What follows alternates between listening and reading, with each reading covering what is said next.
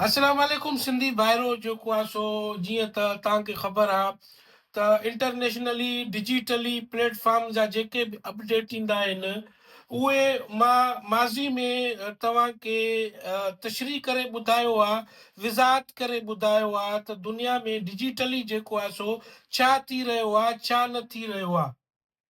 सो इहो ठीको मूं खयो आहे। इंशाल्लाह ताला तव्हांखे आगाह कंदुसि त ॾिसो दुनिया जा मुल्क मौजूदा दौर में केतिरा न अवेयर आहिनि। उहे पंहिंजे अरबे डॉलरनि जा नुक़सान त करे सघनि था, लेकिन पंहिंजे इंट्रेस्ट पंहिंजे मुफ़ाद खे कॾहिं बि दचको नथा रसाइनि।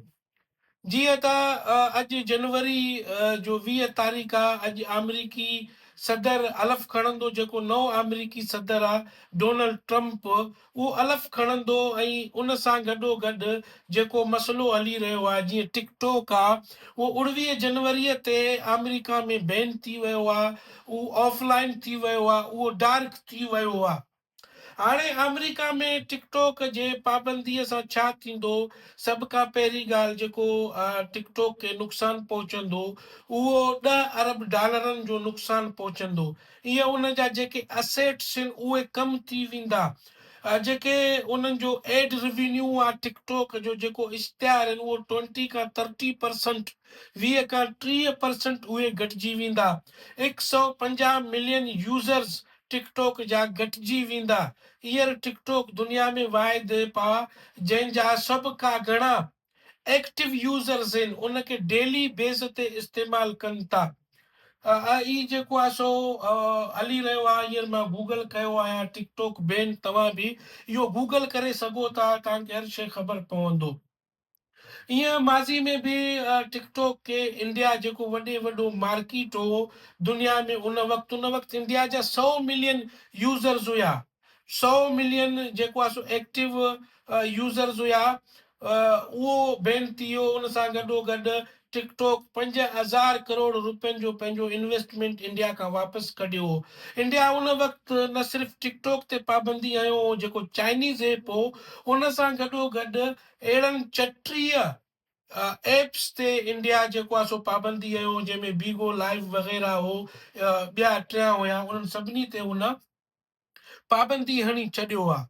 हींअर ॾिसूं था बाइडन एडमिनिस्ट्रेशन जंहिंजो अॼु मुदो ख़तमु थी वियो, उन तक़रीबन 1 ॾींहुं अॻु में चयो त असीं ट्रंप एडमिनिस्ट्रेशन ते छॾियूं था टिकटॉक जो मुस्तक़बिल त छा थींदो। अॼु जेको आहे सो डोनाल्ड ट्रंप आहे जेको ताज़ो बयानु ॾिनो हो त मां कसम खणंदे ई, यानी अलफ़ खणंदे ई टिकटॉक खे 3 महीननि जो एक्सटेंशन ॾींदुसि, 90 ॾींहंनि जो एक्सटेंशन ॾींदुसि, त जीअं उहो को फ़ैसिलो करे सघनि त टिकटॉक जेको आहे सो उहो अमेरिका में बैन न थिए। बहरहाल पाकिस्तान खे बि सोचणु घुरिजे त जीअं ई माज़ी में अमेरिकन कोर्ट जेको आहे सो उहो टिकटॉक जे ख़िलाफ़ हिकिड़ो फ़ैसिलो ॾिनो त भाई टिकटॉक खे माण्हू जेको आहे सो इस्तेमालु करे रहिया आहिनि, उन मां का अर्निंग न करे रहिया आहिनि, इनडायरेक्ट अर्निंग थी रहियो आहे। मसलन मां इन्फ्लुएंसर आहियां टिकटॉक जो, मुंहिंजा 4-4.5 लख फॉलोअर आहिनि, त मूंखे को प्रमोशन मिले थो कंदो आहियां जेको आहे सो, या कंहिंजे लाइ वीडियो ठाहींदो आहियां, उतां 2 रुपया कमाईंदो आहियां, लेकिन डायरेक्ट मां टिकटॉक मां कमाए न सघंदो आहे। इन करे जेको टिकटॉक आहे उन अमेरिका में टिकटॉक शॉपिंग लॉन्च करे छॾियो, जेको हींअर जेको आहे सो तक़रीबन सॼे दुनिया में टिकटॉक एप्लीकेशन ते मौजूदु आहे। तव्हां टिकटॉक शॉपिंग में वञी करे टिकटॉक एप्लीकेशन में उतां ख़रीदो फ़रोख्त करे सघो था, बिज़नेस करे सघो था। बहरहाल पाकिस्तान खे बि सोचणु घुरिजे।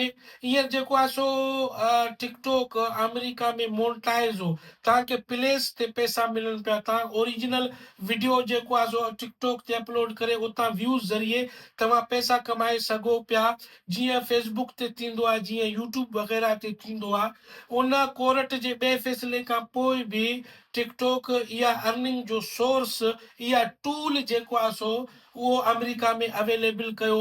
जीअं तव्हांखे ख़बर आहे त पाकिस्तान में हींअर बि हलंदो आहे त US जा अकाउंट ठाहियो, विडिया अपलोड कयो, 2-3 रुपया कमायो। ही पाकिस्तान खे बि सोचणु घुरिजे। पाकिस्तान में बि टिकटॉक जो वॾे वॾो इन्वेस्टमेंट आहे, त इहे टिकटॉक सां ॻाल्हियूं कनि, टिकटॉक टीम खे या टिकटॉक एडमिनिस्ट्रेशन खे इन ॻाल्हि ते आमादा कनि त भई तव्हां बि अहिड़ा टूल पाकिस्तान में अवेलेबल कयो त जीअं पाकिस्तान जो टिकटॉक यूज़र उन्हनि टूल्स खे इस्तेमालु करे जेको आहे सो ₹2 कमाइनि। जीअं टिकटॉक लाइव आहे, पाकिस्तान में एलिजिबल आहे, सऊदी अरब, दुबई, यूके जा सिम माण्हू पंहिंजे मोबाइल फोन्स में विझी करे जेको आहे सो टिकटॉक लाइव अचनि था, जितां हू ₹2 कमाइनि था जेको आहे सो।